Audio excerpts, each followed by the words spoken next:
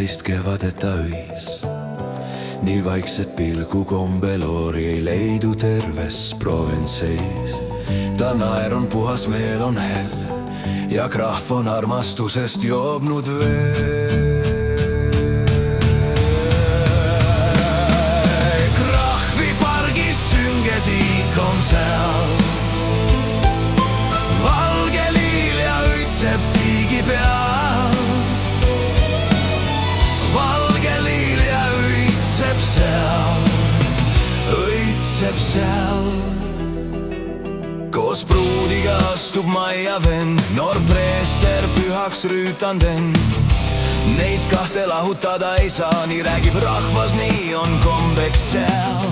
Lind laulab, pasun hüüab, metsas on pulmapäev, nii selge, helge, uhke.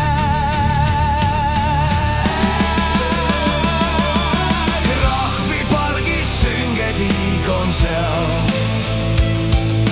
Valge liilja õitseb tiigi peal. Valge liilja õitseb seal.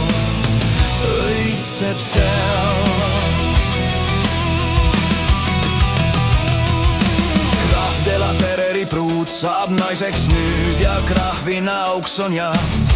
Mets kihab, sarved hüüavad, käsi käes nad ratsutavad rajal. Ent äkki, oh jumal halasta, hobune langeb, pruut lamab maas.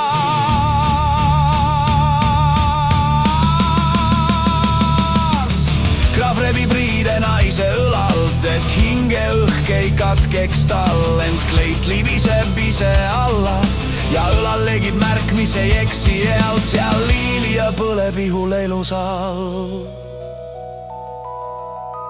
Timukas oli meister oma töös. Seal liilja õis on keha peal. See liilija ei kao iial, ei kao eal.